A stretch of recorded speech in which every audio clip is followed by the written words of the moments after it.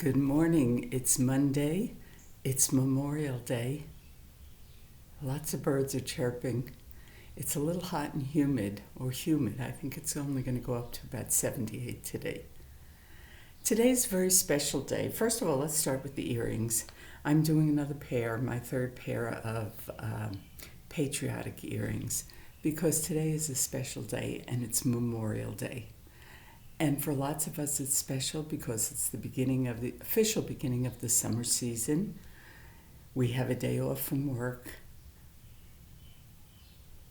Those of us that still work.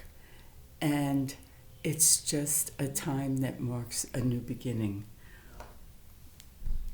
Today, for me, Memorial Day is honoring those that have died in the service of our country. And one of those people is very special to me because he was my uncle.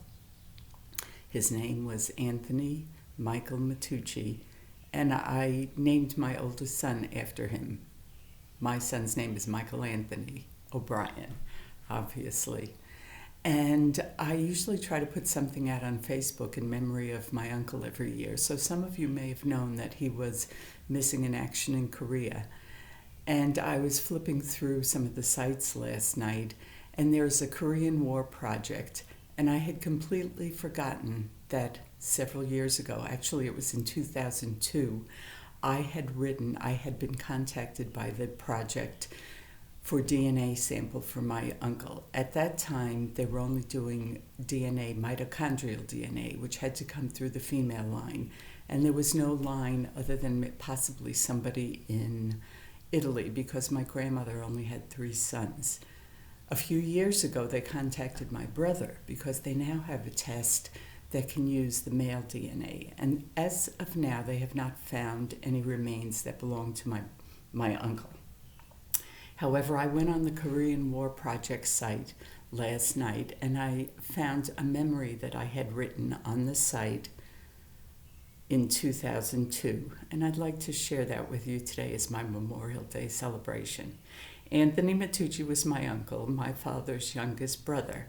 He was a handsome, kind young man who was going to become a priest.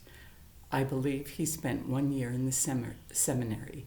I was only 4 years old when he died, so most of my memories are really from pictures and from family stories.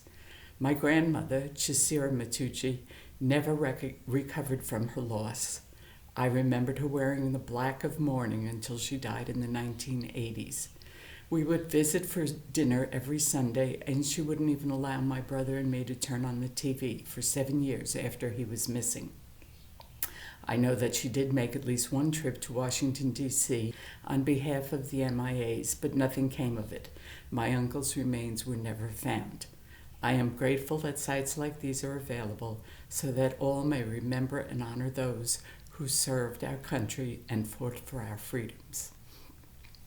So I know you all feel the same way, and you may have someone in your family or friend who died in one of the wars, and today we honor them. Love you all. Have a great day. See you tomorrow.